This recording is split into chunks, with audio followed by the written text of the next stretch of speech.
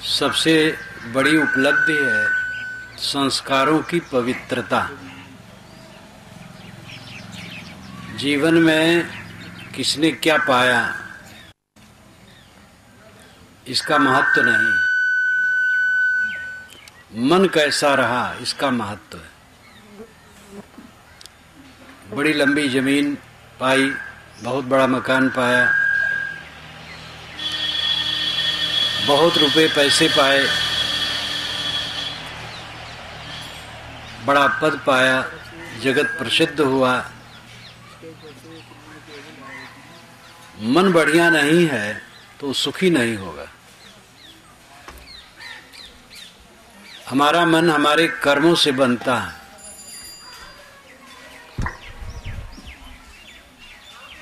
ज्ञान,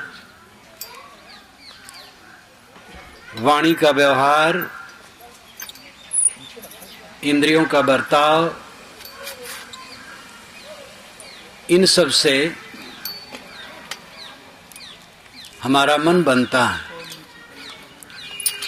जैसे हम सोचते हैं, बोलते हैं, करते हैं, वैसे संस्कार बनते हैं और संस्कारों का समुच्चय ही हमारी पूंजी बनती है। बच्चों को छुटपन में ही बता दिया जाता है कि भूत प्रेत होते हैं, तो अंधियारी कोठरी की तरफ वो देख नहीं पाते हैं कि वहां से भूत निकलेगा, चुड़ैल निकलेगी। और भूत प्रेत चुड़ैल नाम की कोई चीज दुनिया में कहीं है ही नहीं। मिथ्या भ्रम। भूत प्रेत कोई जानवर नहीं है, और इसका तोदा तो इतना है कि हद है। किताबों में लिखा है, धर्म ग्रंथों में लिखा है। धर्म ग्रंथों में जो कुछ लिखा है सब सच नहीं है और सब झूठ नहीं। सारे धर्म ग्रंथों के लेखक मनुष्य हैं। अपने देश काल के परिप्रेक्ष्य में जो कुछ समझ पाए हैं लिखे हैं, इसलिए सारे धर्म ग्रंथ विचारणीय हैं। जो तर्क युक्त हो, विवेक युक्त हो, उसे मानना चाहिए।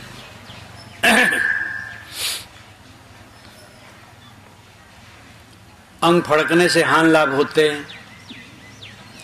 दाहिना अंग अगर पुरुष का फड़कता है और स्त्री का बायां तो लाभ है, इसके विपरीत फड़कता है तो नुकसान है। झूठी बात है। चाहे जब जो अंग फड़के कोई चिंता मत करो। छूछा घड़ा देख लिए तो काम बिगड़ जाता है, भरा घड़ा देखे तो काम बन जाता है। झूठी बात है। दिशा शूल नाम की बात होती है। जैसे मंगल और बुध, कोई उत्तर दिशा में जाएगा तो मर जाएगा। मंगल बुध उत्तर दिश काला, तो मंगल बुध को बस्ती से डुमरियागंज नहीं जाना चाहिए। बसें और सब साधन बंद कर देना चाहिए मंगल बुध को। और गुरुवार को दक्षिण जाने से मौत है, और गुरुवार को लोग दक्षिण जाते हैं, कुछ नहीं होता है। अनेक अंधविश्वास मनुष्य के दिमाग पर लदे हैं और वे शास्त्रगत हैं, धर्म गुरुओं द्वारा बताए जाते हैं। इसलिए धर्म के नाम पर जो प्रचलित है वो सब बातें विचारणी हैं।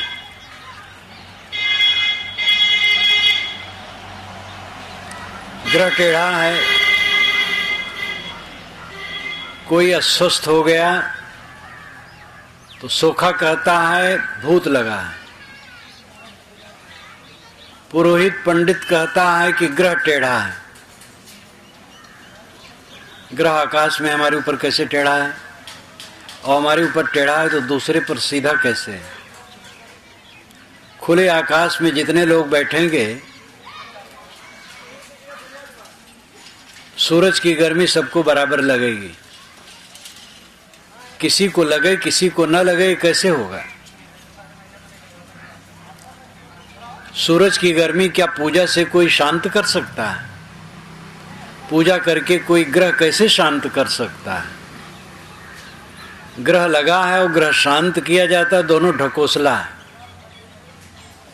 ये बातें सब अथर्ववेद में भी लिखी।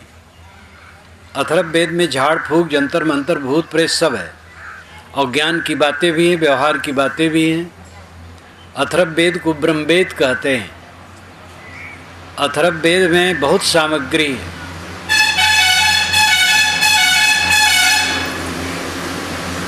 लेकिन ये भूत प्रेत भी हैं। तो विवेकी बनो, विचारक बनो, चिंतक बनो। विज्ञान कितना आगे बढ़ गया है, लेकिन धर्म के नाम पर अंधविश्वास की घुट्टी पिलाई जाती है हर मजहब द्वारा।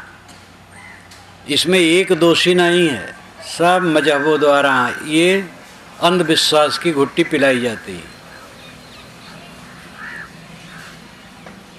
जन्म से आदमी ऊंच और नीच होता है, ये दिमाग में डाल दिया जाता है। और ऐसे संस्कार होते हैं, इतने गहरे में बैठ जाते हैं कि एक बड़ा वर्ग के आदमी अपने को मान लेते हैं मैं जन्म से ही नीच हूँ, और एक वर्ग के आदमी मान लेते हैं हम जन्म से भी ऊंचे हैं, चाहे जैसे कर्म करें। ये खराब संस्कार डाला गया।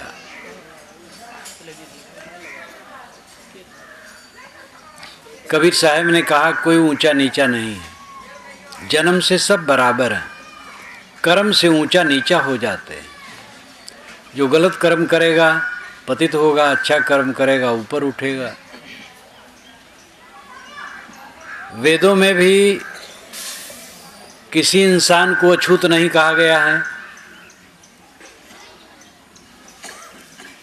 पंडित लोग कहते हैं कि अछूत वर्ग होता है, और ये भी कहते हैं कि हम वैदिक हैं।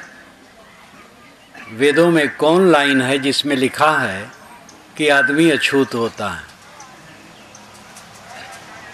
चारों वेदों में कोई लाइन नहीं है, बल्कि ये लिखा है कि हमारा पौशाला एक हो और हम एक साथ भोजन लें। समानी प्रपा सहो अन्नभागः। तुम एक साथ भोजन लो, एक जलाशय से पानी पियो, ये बात कही गई है।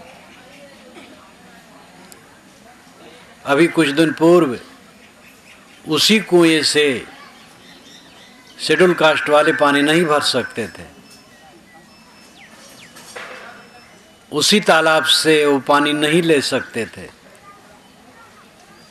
ये गलत संस्कार सब दिमाग में डाला गया,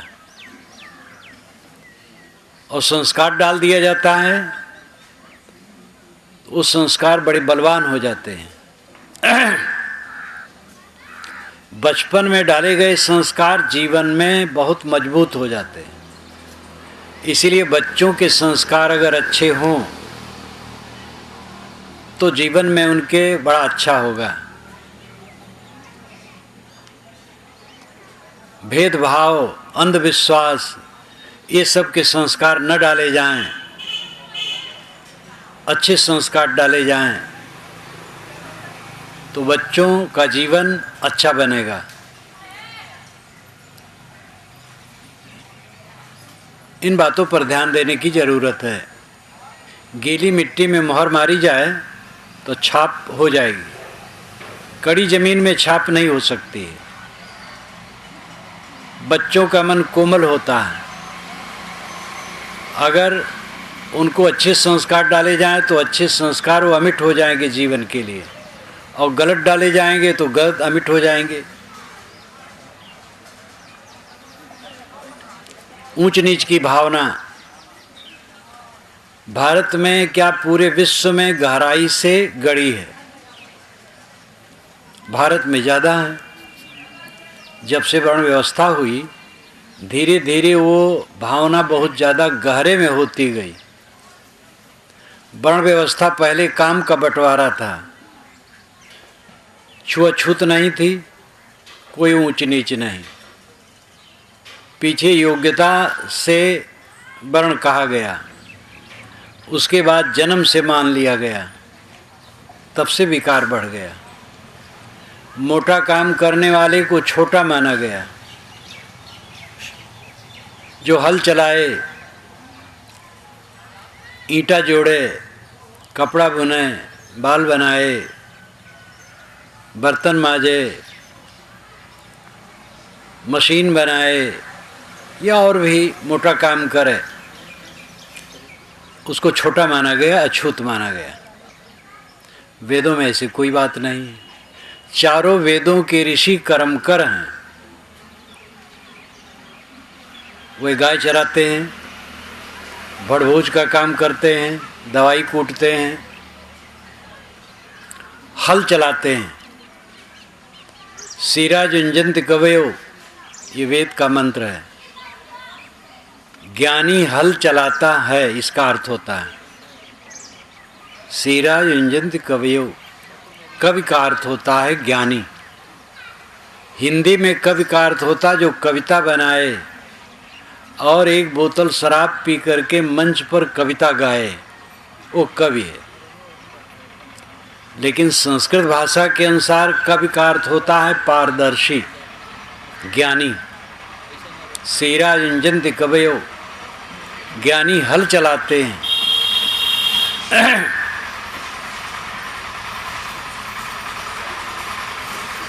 वैदिक ऋषि सारे मोटे काम करते थे। एक ऋषि कहता है, कारुरहम ततो विषकुपल प्रक्षणी नना नाना धियो वसु यव अनुगायु तस्तिम इंद्रा इंदो परिश्रव। मैं कारीगर हूँ, मेरा पिता दवाई कूटता है और मेरी माता भड़भूज है। धन के लिए हम नाना काम करते हैं। ये ऋग्वेद का मंत्र है। वैदिक ऋषि सभी कर्म कर हैं। उपनिषद के ऋषि कर्म कर हैं। श्री कृष्ण महाराज प्रसिद्ध चरवाहे हैं, लेकिन ये महान है। कबीर साहब ने कर्म करों की पक्षधरता की। उन्होंने स्वयं कपड़ा बुना और इसके लिए उन्होंने अपनी वाणी में कहा, अपने को जुलाहा कहा। श्री कृष्ण को यादव बारंबार कहा गया। पहले के लोग मोटा काम करने को छिपाते नहीं थे, क्योंकि स्वाभाविकता थी। पीछे जब ये हो गया मोटा काम करने वाला छोटा होता है, तब छिपाया जाने लगा। और ये हमारे देश का सबसे बड़ा दुर्भाग्य है। ये मान लेना कि मोटा काम करने वाला छोटा होता है। मोटा काम करने वाला छोटा होता है तो बड़ा कौन होता है? अन्न पैदा करने वाला छोटा है तो अन्न खाने वाला और छोटा है। अगर तेल पेरने वाला अशुभ है तो तेल खाने वाला महाअशुभ है। बाल बनाने वाला बुरा है, बाल बनवाने वाला अच्छा है। टट्टी करके जगह गंदी कर देने वाला अच्छा है और जगह को साफ कर देने वाला बुरा है। कैसी उल्टी बुद्धि है। और कौन टट्टी नहीं साफ करता है? किसके मुख में 32 दांत है जो कहे मैं मेहतर का काम नहीं करता हूं? जगत गुरु लोग, महामंडलेश्वर सुबह उठ करके मेहतर का काम सब करते हैं। अपनी अपनी टट्टी कौन धोता है? अपने तो धोते हैं। इतनी अकल जिसके ना हो, कौन मनुष्यता समझ सकता है? कौन अछूत है? मेहतर अछूत है। जिस माता का मैंने दूध पिया है वर्षों, मेहतर है कि नहीं? मेरी टट्टी धोई है वो वर्षों, और मेहतरानी का हम दूध पिए और दूसरे मेहतर को अछूत कहते। इतनी अकल नहीं आई। और विद्वान हैं, पंडित हैं, ज्ञानी हैं, बड़े हैं, इसीलिए कबीर साहब ने काशी में कहा, पंडितों की नगरी में, पोथी पढ़ी पढ़ी जग मुआ, पंडित हुआ न कोई, ढाई आखर प्रेम का, पढ़े सो पंडित होए। पोथी पढ़ पढ़ के जगत के लोग मरते हैं, लेकिन पंडित नहीं होते हैं। जो प्रेम का ढाई आखर पढ़े वो पंडित होता है। एक त्वचा हाड़ मलमूत्रा, एक रुधिरी एक गोदा, एक बूंद से सृष्टि रची है को ब्राह्मण को शूद्रा।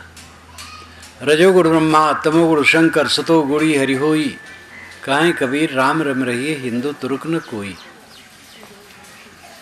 इस तरफ से दीवार बना लिए हैं तो इधर कैसे आए? सब इधर आ जाओ। राधेश्याम, मैं प्रबंध करूं?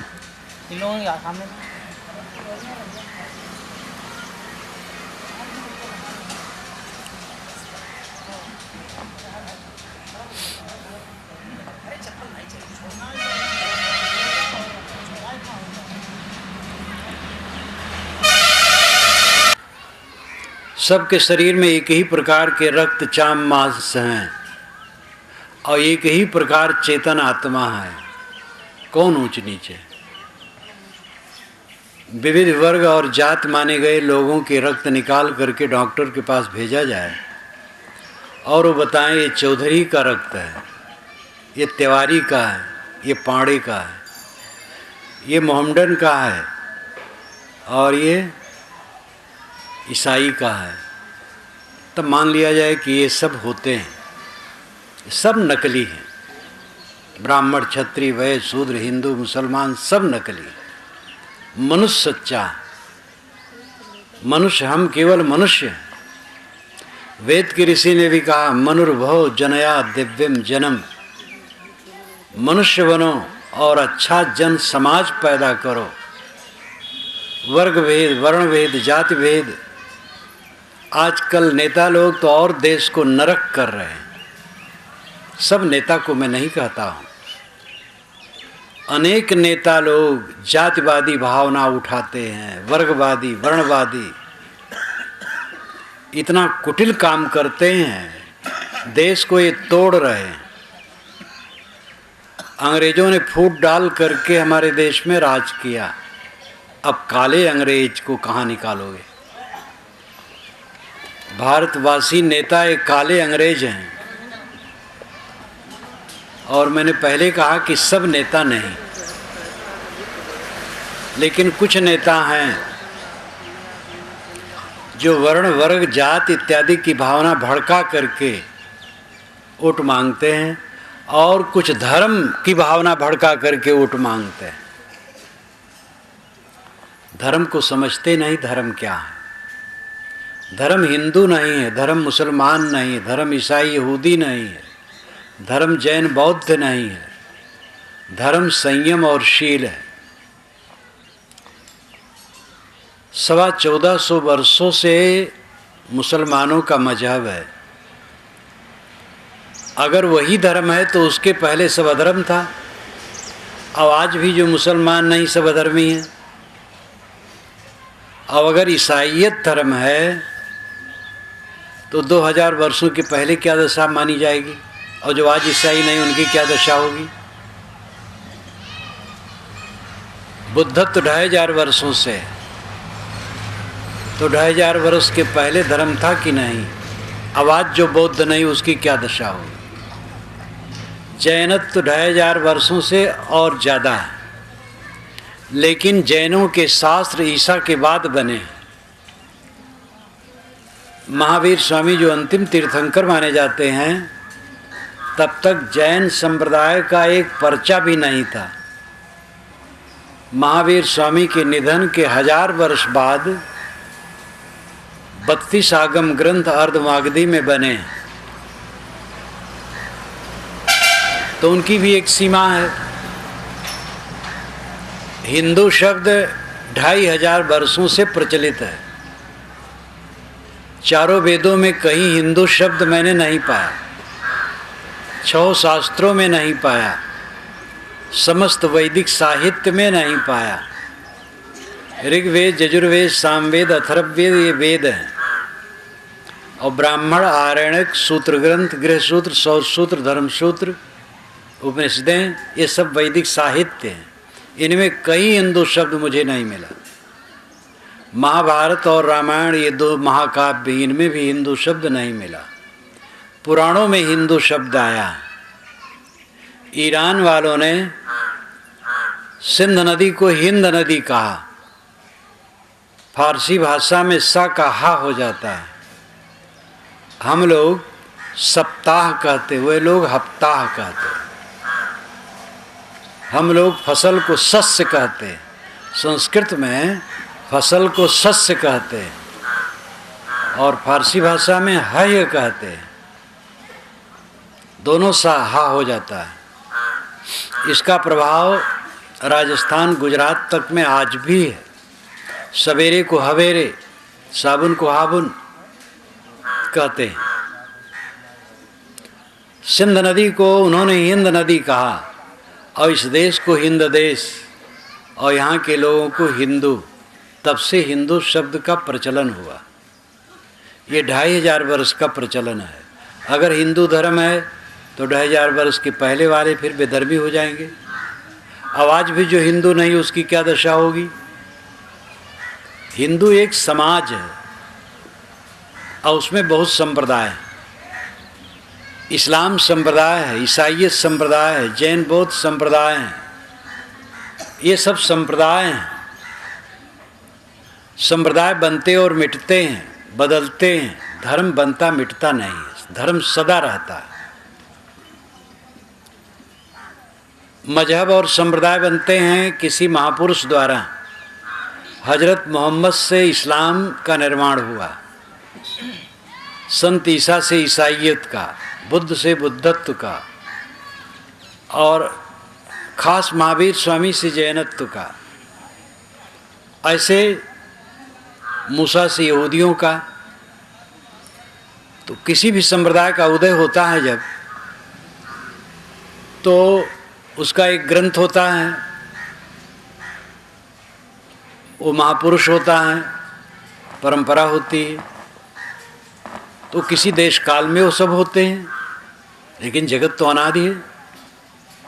तो सदा से क्या है, जितने संप्रदाय और मजहब हैं सब कल्याणकारी हैं। वे अपने अनुगामियों को परहेजगारी, संयम बताते हैं, सदाचार बताते हैं। इसलिए सबका आदर होना चाहिए और सभी शास्त्रों का आदर होना चाहिए।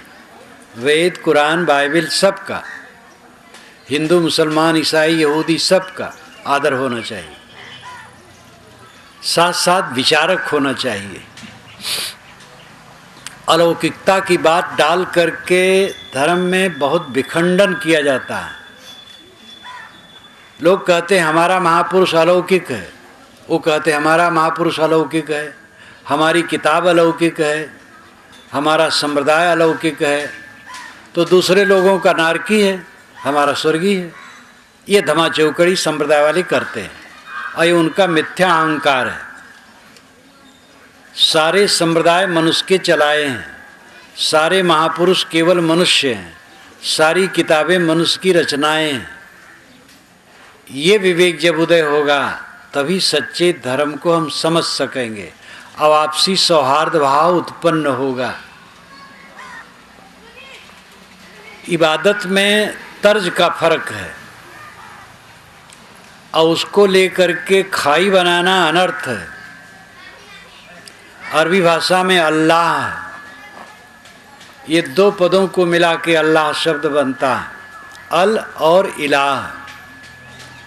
अल कहते हैं आदरणीय को, इलाह कहते हैं पूज्य को। जो आदरणीय और पूज्य हो वो अल्लाह। और ऋग्वेद चारों वेदों में पहले है और बड़ा है। और ऋग्वेद का पहला मंत्र है अग्निमीले पुरोहितम यज्ञ से देवम ऋतजम होतारम रत्न धातमम। पहला शब्द है अग्निमीले। अग्निमीले में दो पद है, अग्निम और ईले। साणाचार्य जिसका भाष्य करते हैं अग्निनामकम देवम ईले अस्तोम ईड़ अस्तुताविद धातु। अग्नि नाम का तो देवता है और ईल अस्तुति परक है। ईल ईड़ इलाह एक बात है। मुसलमान कहते हैं अल्लाह इलाह, इलाह पूज्य, और वेद का पहला मंत्र ईड़ कहा जाता है जो पूज्य के लिए है। ईड़ ईल इलाह एक बात है। बकरीद, बकर ईद ये भी अरबी भाषा का शब्द है। बकर नाम गो, गाय बैल दोनों उसमें आ जाते हैं। किसी भी अरबी फारसी के शब्द को उसको आप देख सकते हैं। बकर गो, गाय बैल। ईद ईड़ पूज्य, गो पूज्य, इसका अर्थ बकरीद का अर्थ होता है गो पूज्य है। अरबी भाषा में दुआ प्रार्थना के लिए, आशीर्वाद के लिए होता है अर्थ। वेद में इसी उच्चारण में और यही अर्थ है। देवेश कृणतो दुआहा, ये ऋग्वेद के मंत्र का अंश है। देवेश कृणतो दुआहा, हम देवता के लिए दुआ करते, प्रार्थना करते। दुआ बारंबार आता है। मैंने अपने वेद की भूमिका ही में इसको लिखा है। मुसलमान घुटने टेक करके नमाज पढ़ते हैं। नमाज नमन, वंदना। घुटने टेक करके नमाज पढ़ने में विनम्रता है। घुटने टेक करके प्रार्थना करने में विनम्रता है। पुराने बादशाहों के सामने घुटने टेक करके प्रार्थना की जाती थी। सामी और आर्य दोनों परंपरा घुटने टेक करके प्रार्थना करती थी।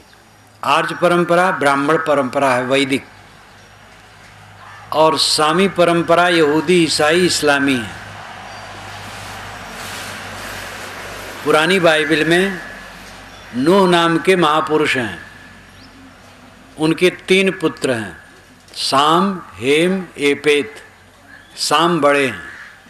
साम के वंशज यहूदी हैं, उसी में से ईसाई निकले, फिर मुसलमान।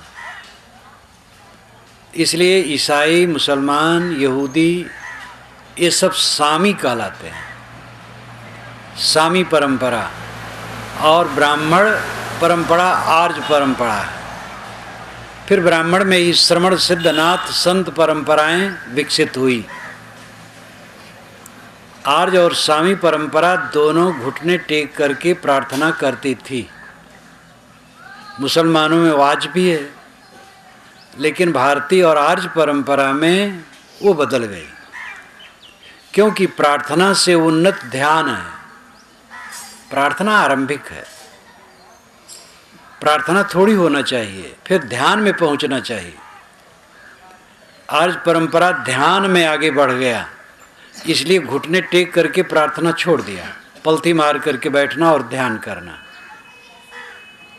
लेकिन मूल रूप में घुटने टेक करके प्रार्थना की जाती थी। ऋग्वेद में बारंबार आता है, वशिष्ठ जी सरस्वती नदी के तट पर घुटने टेक करके प्रार्थना करते हैं। ये ऋग्वेद में आता है 7वें मंडल में। 7वां मंडल वशिष्ठ का है।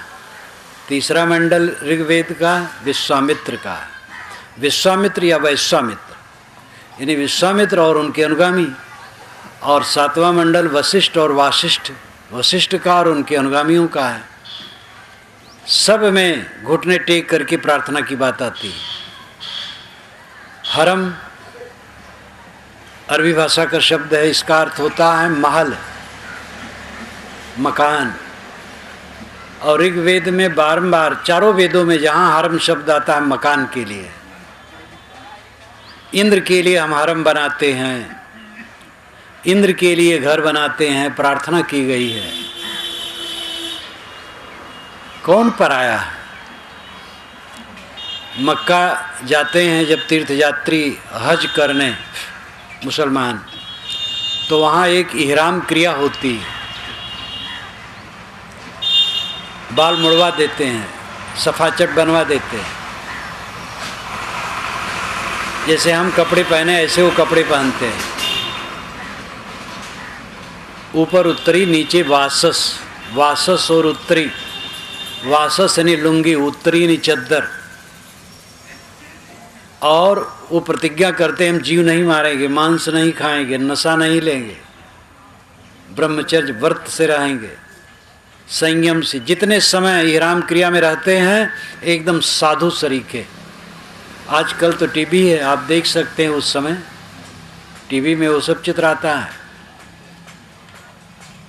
कोई पराया नहीं है। भेद करते करते एक के दुश्मन दूसरे हो गए और एक में अनेक भेद।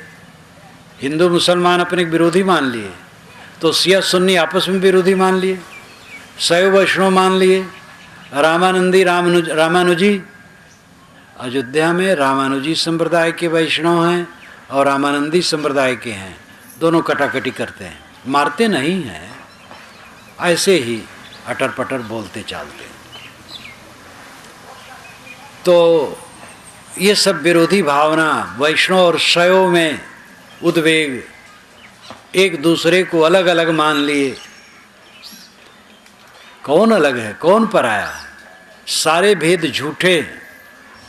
खतना आपने करवाया, चोटी आपने रखाई, जनेऊ आपने पहना। जन्म से बच्चा क्या है, हिंदू कि मुसलमान, वो ईमानदार इंसान है। बड़ा होगा तब नकाश निकाला जाएगा, तब नकाश निकाल करके वो नकली बनेगा। जन्म में सब ईमानदार रहते हैं। एक नवजात बच्चा सड़क पर पाएं तो उसको आप नहीं कह सकते मुसलमान है कि हिंदू है। इन वास्तविकताओं को समझने की जरूरत है। एकता, राष्ट्रीय भावना कब आएगी? राष्ट्रीय भावना किसे कहते हैं? कुछ लोग बड़ी राष्ट्रीय भावना की बात करते हैं और सांप्रदायिकता की आग लगाते हैं। राष्ट्र क्या जमीन है केवल?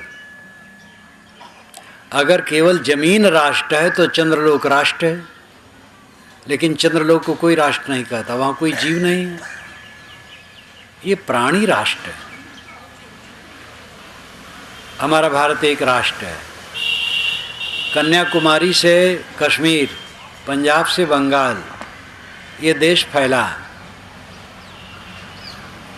इस जमीन की वंदना नहीं है।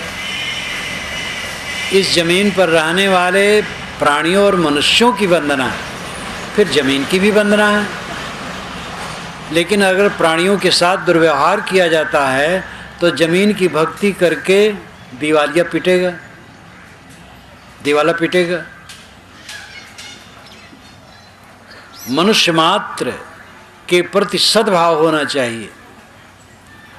आप जानते हैं कि विष्णु भगवान की एक मूर्ति बनाई जाती है, 4 हाथ उसके लगाए जाते हैं, शंख चक्र गदा पद्म दे दिया जाता है और वो विष्णु भगवान है, उसकी आरती की जाती है और हम समझते हैं कि हम विष्णु उपासक हैं। विष्णु उपासक वह है जो प्राणी मात्र को भगवान समझे। विष्णु का अर्थ है जो सब में प्रविष्ट हो।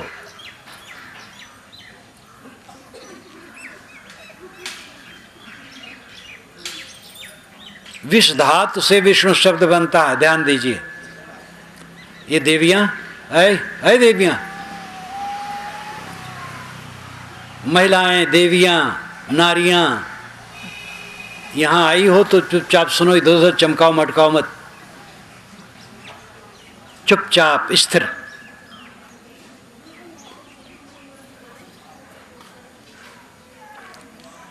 विष धातु से विष्णु शब्द बनता है। विष कहते हैं प्रवेश को, जो सब में प्रविष्ट हो विष्णु है। घट घट में वही साईं बसत है, कटुक बचन मत बोल रे। सभी घट में वो विष्णु है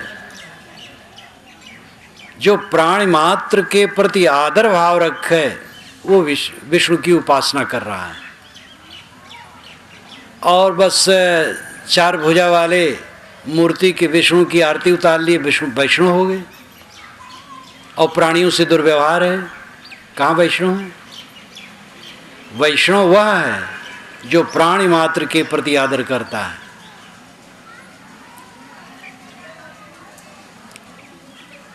जिनका बच्चा रोता हो उनको उठा करके बाहर ले जाना चाहिए।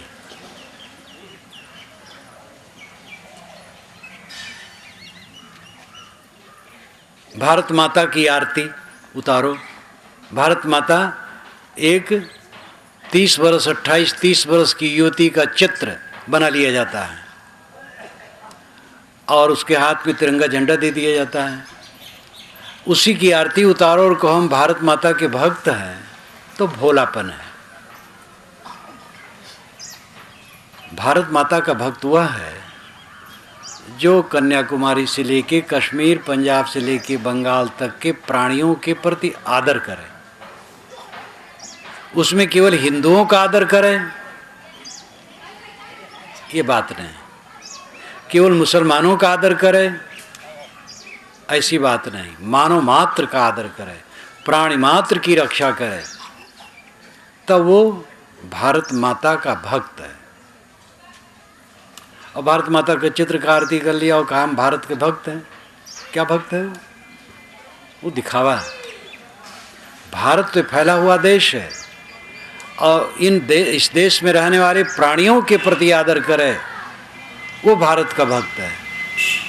इसी प्रकार जो सब में प्रविष्ट है उस विष्णु की उपासना करने वाला वैष्णव है। प्रकृति में सर्वत्र नियम प्रविष्ट है। प्रकृति के सारे द्रव्यों में नियम है। उन नियमों को समझे और नियम से चले। सब प्राणियों में आत्मा प्रविष्ट है। सभी आत्माओं के प्रति रहमदिली रखे। नियम, पानी कैसे बरसता है? भगवान बरसाता है। भगवान क्या है? दयालु है। तो ज़्यादा क्यों वर्षा देता है जो देश देश बह जाए, और सूखा क्यों कर देता है कि देश देश जल जाए? तो ये अंधविश्वास है। प्रकृति के नियमों से पानी बरसता है। नियम की अनुकूलता है पानी बरसेगा, नियम की अनुकूलता नहीं होगी नहीं बरसेगा। उसमें कोई ज्ञान नहीं। इस चीज को समझने की जरूरत है। विज्ञान इतना बढ़ गया लेकिन आज भी इस चीज को समझना नहीं चाहते हैं लोग।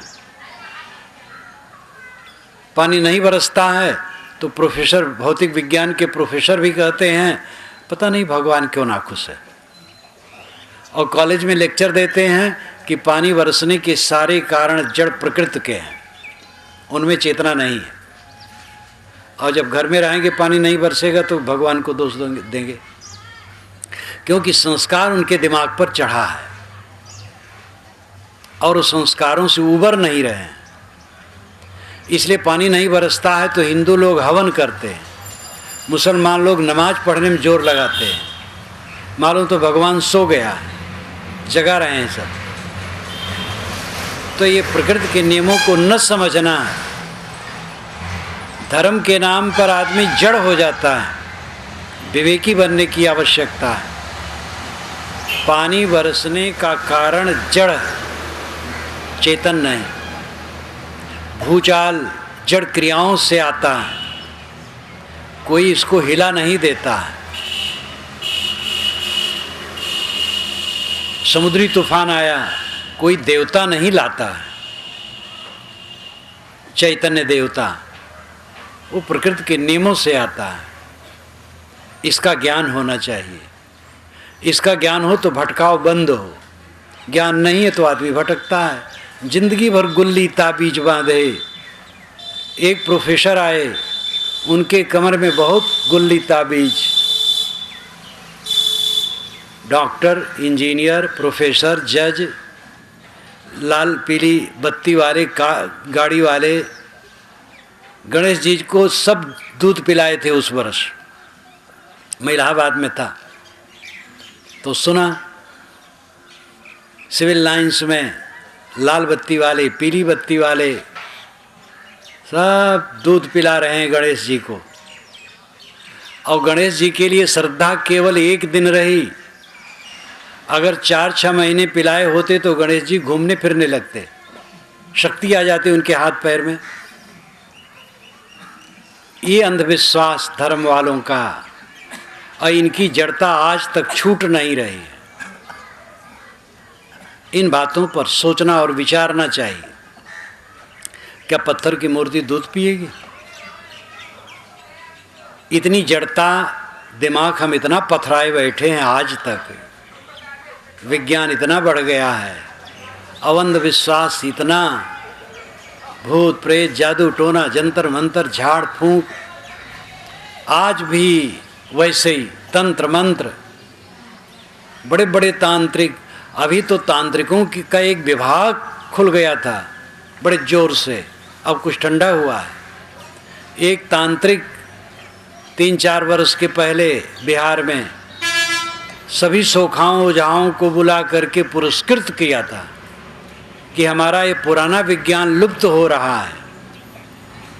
उनको बड़ा रोना था कि सोखा ओझा का व्यापार बैठा जा रहा है। झाड़ फूक बढ़ना चाहिए, भूत प्रेत की भावना बढ़नी चाहिए। ये हमारे मंत्री हैं जो देश को डुबाने वाले हैं। तंत्र मंत्र सब झूठ है, मत भरमो सबको। लेकिन तंत्र मंत्र में लोग पड़े हुए हैं। इन बातों में जागृति की जरूरत है। किसी मत मजहब का अंधविश्वास हो, मत मजहब का केवल दोष नहीं है, सभी जगह 2 नंबर का धंधा चलता है। और ये 2 नंबर का धंधा, ये सब झाड़ फूक तंत्र मंत्र है। मैंने कहा था कि संस्कार मनुष्य के मन में जो बैठ जाते हैं वो जीवन भर रहते हैं। हमारे संस्कार अच्छे होने चाहिए, अंधविश्वास से ऊपर उठना चाहिए। मानव मात्र समान है मूल रूप में, अपने गुणकर्मों से छोटे बड़े होते हैं। मजहब अलग अलग हैं, संप्रदाय अलग अलग हैं, धर्म अलग अलग नहीं। एक नमाज पढ़ा, एक प्रार्थना किया, एक माला फेरा, एक तस्बीह फेरा, एक राम कहा, एक रहीम कहा, फर्क क्या हुआ? कबीर साहब कहते, भाई रे दुई जगदीश कहाँ ते आया, कहो कौने बौराया, अल्लाह राम करीमा केशो हरि हजरत नाम धराया, गहना एक कनक ते गहना यामे भाव न दूजा, कहन सुनन को दुई कर थापे, एक नमाज एक पूजा, वही महादेव वही मोहम्मद ब्रह्मा आदम कहिए, को हिंदू को तुरुक कहावे एक जमी पर रहिए, वेद किताब पढ़े वह कुतबा वह मुलना वह पाड़े, बेगर बेगर नाम धराए एक मिट्टी के भाड़े, कहें कबीर वह दोनों भूले राम किन्हों न पाया, वह खसी वह गाय कटावे बादह जन्म गंवाया। एक कहता हम राम कहेंगे, कहता हम रहीम कहेंगे। साहब कहते 2 परमात्मा कहाँ से आ गए? वही बात राम है, वही रहीम है। कोई कहता हम पानी पिएंगे, कोई कहता हम जल पिएंगे, लेकिन चीज़ तो एक है। गलती यह है कि भगवान और देवता के नाम पर प्राणियों की हत्या आज भी चलती है। किसी प्राणी को पकड़ करके उसके गले पर छुरी रेती जाए तो वहाँ सज्जन होंगे, वो रोकेंगे, अगर नहीं रोक पाएंगे तो भाग खड़े होंगे, देखेंगे नहीं। भगवान ईश्वर और देवता किसी के गला को रेतते देख करके खुश होता है, ये समझ में बात आती है? क्या ये सच है? आज के युग में भी ये हो रहा है। ऐसे ऐसे त्यौहार दुनिया में होते हैं जिसमें पूरी दुनिया में करोड़ों जानवर गला रेत के मार डाले जाते हैं, और अखबारों में छपता बड़ी शांति से त्यौहार मनाया गया, क्योंकि जानवरों के पास जबान नहीं थी अखबार वालों से कहें। अब अखबार वाले कब सुनने वाले हैं, कब देखने वाले हैं? निरीह प्राणियों का गला रेत रेत करके ईश्वर और देवता को खुश किया जाता है। कितना जंगलीपन है। कभी ईश्वर खुश नहीं हो सकता इससे, कोई देवता खुश नहीं हो सकता इससे। अब आज तक ये जंगलीपन छूटा नहीं। इन बातों पर हमें ध्यान देने की आवश्यकता है। रहमदिली और दया। भाई रे संतो राह दुनो हम दीठा, साहब ने कहा संतो राह दुनो हम दीठा, हिंदू तुर्क हटा नहीं माने स्वाद सबन को मीठा, हिंदू व्रत एकादश साधे दूध सिंगारा सेती, अन्न को त्यागे मन को न हटकें पारन करें सगौती, तुर्क रोजा नमाज गुजारें बिस्मिल बाग पुकारें, इनको बहिश्त कहाँ से हुए जब साँझे मुर्गी मारें, हिंदुक दया मेहर तुर्कन की दोनों घट से त्यागी, ई हलाल वे झटका मारे आग दोनों घर लागी, हिंदू तुर्क की एक राह है सतगुर सोई लखाई, कहीं कबीर सुनो हो संतो राम न कहूँ खुदाई। राम और खुदा का अर्थ है प्राणियों पर दया करो। दर्द दिल के वास्ते पैदा किया इंसान को, वरन तात के लिए कर रहे बयां कुछ कम न थे। प्राणियों पर दया करो, इसके लिए ईश्वर ने तुम्हें बनाया, नहीं तो उसकी प्रार्थना करने के लिए कर्रे बयां कम नहीं थे, वरन तात के लिए कर्रे बयां कुछ कम न थे। तात के लिए प्रार्थना के लिए कर्रे बयां फरिश्ते उसके पास कम नहीं थे। ईश्वर हजारों हजारों फरिश्तों को खड़ा कर देता कि करो हमारी वंदना। ईश्वर कोई खुशामद पसंद है? वो ये चाहता है कि सब पर दया करो। नक की बात सब जगह कही गई है, लेकिन जब उस पर ध्यान दिया जाए, सब कहते तत्व एक है, सत्य एक है, और तनिक तनिक बात में आपस में कटाकटी करते रहते हैं।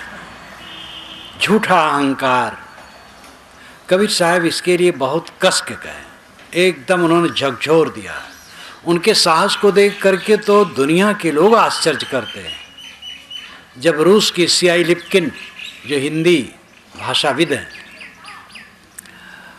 उन्होंने लिखा कि यहाँ पत्र दिया गोरखपुर कि जब मैंने कबीर बाणी पढ़ी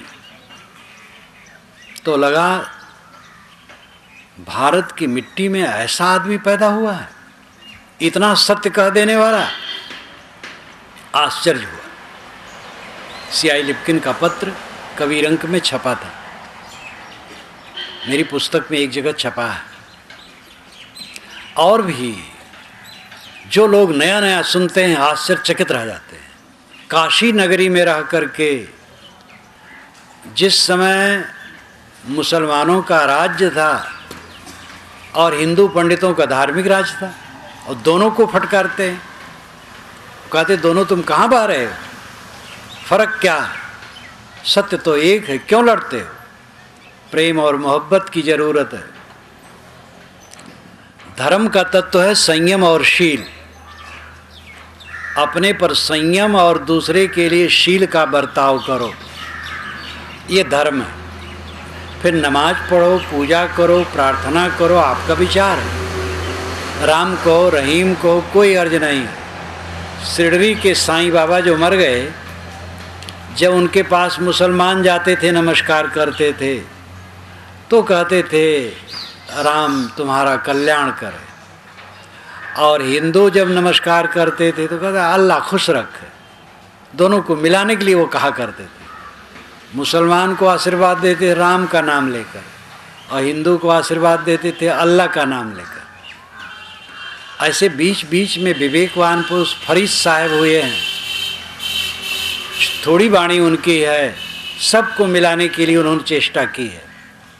इन सब में कबीर साहब का आप जानते ही हैं, बड़ा जाजुल्यमान, इनकी हजारों वाणियाँ देश विदेश में गूंजती हैं। आजकल तो उन पर जितना रिसर्च विश्व में हो रहा है, किसी भारतीय संत या कवि पर नहीं हो रहा है। तो कबीर साहब की छटपटाहट यही थी, अवर्ण श्रवण मान करके मनुष्यता को बांटना, हिंदू मुसलमान को अलग मान करके मनुष्यता को बांटना, ये गलत है। आज भी धर्म के नाम पर देश को बांटने के चक्कर में लोग पड़े हैं। ईश्वर को बेचारे को सिर छिपाने की जगह नहीं है। तो ईश्वर के भक्त लोग मंदिर और मस्जिद बनवा करके उस पर दया कर रहे हैं कि भगवान थोड़ा पानी वानी बरसे तो जरा छाया में हो जाए, तो उसको लेकर के लड़ाई करते हैं। यहाँ हमारा मंदिर है, यहाँ हमारा मस्जिद है।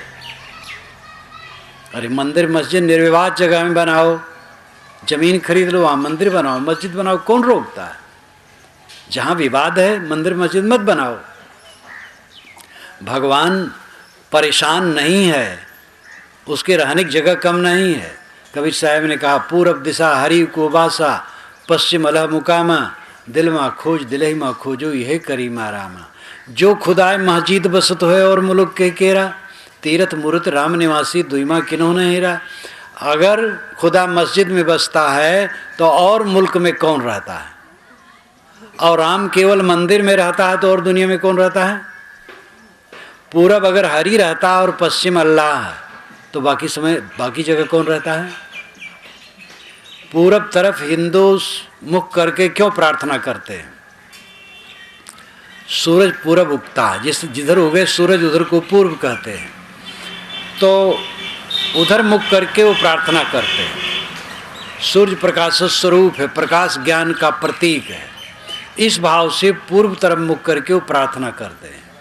लेकिन संध्योपासना विधान में है कि अगर दोपहर को प्रार्थना करे तो उत्तर मुख के करना चाहिए, और शाम को करे तो पश्चिम मुख करके करना चाहिए, क्योंकि पश्चिम सूरज चला जाता है। आप कहेंगे कि दोपहर में उत्तर कहाँ जाता है सूरज, तो उसमें भी बड़ा भ्रम है। सूरज तो कुछ दक्षिण रहता है, लेकिन दक्षिण यमपुरी है इसलिए बड़ा अशुभ मानते हैं, इसलिए दक्षिण दरवाजा तक लोग नहीं करते, ये भी भ्रम है। मुसलमान पश्चिम क्यों मुख करके करते हैं? भारत से काबा पश्चिम है और थोड़ा सा दक्षिण है। काबा ही उनका किबला है। किबला नाम जो सामने हो, हजरत मोहम्मद पहली बार जहाँ और पहले वाले सिर करके मुख करके करते थे, वहाँ से घूम करके वो काबा की तरफ मुख करके नमाज पढ़े। उसी दिन से काबा के तरफ मुसलमान मुख करके नमाज पढ़ने लगे। तो काबा उनका उपासना स्थल है, और यहाँ से वो पश्चिम है इसलिए करते हैं, ये नहीं कि परमात्मा पश्चिम बसता है। तो ये सब अपना अपना विधान है, सत्य उसमें बटा और कटा नहीं है। इन बातों को समझने की ज़रूरत है। एक दूसरे के शास्त्रों को पढ़ें, एक दूसरे के मत मजहबों को जानें, एक दूसरे के रस्म रिवाज को जानें, एक दूसरे से घुले मिलें, तो तफरका ख़त्म हो, आपस का विवाद ख़त्म हो, और एक दूसरे से अड़ंगेबाजी, कठोरता, बस हम स्वर्ग में जाएंगे बाकी नरक में जाएंगे। अरे नरक में ईर्षा, क्रोध, काम, लोभ मन में भरा है तो नरक अभी है, मरने पर भी नरक होगा। और प्रेम, क्षमा, दया, संतोषशील है तो आज ही स्वर्ग है, मरने पर भी स्वर्ग होगा। हिंदू समाज में लिखा जाता, कोई मर जाता है कि फलाने भैया का स्वर्गवास हो गया। कैसे कहा जाए कि नरकवास हो गया? ये सभ्यता है लिखना कि स्वर्गवास हो गया। लेकिन स्वर्गवास, स्वर्ग का अर्थ होता अपने में लौट आना। स्वग स्वर्ग, स्वर्ग शब्द का पदच्छेद कीजिए तो हो जाएगा स्वग, स्वयं में लौट आना। स्व स्वयं का गमन, अपने में लौट आना स्वर्ग है। जो आत्म संतुष्ट हो गया वो स्वर्ग पा गया। वैकुंठ, कुंठा रहित हो जाना, विकुंठ, ग्रंथ रहित, कॉम्प्लेक्स फ्री। जिसके मन में कॉम्प्लेक्सेस नहीं है, ग्रंथियां नहीं है, वो वैकुंठ प्राप्त कर लिया। मोह का क्षय मोक्ष है। जिसके मन में मोह नहीं कहीं, वो मोक्ष प्राप्त है। मरने पर वही होता है जो जीते पर है।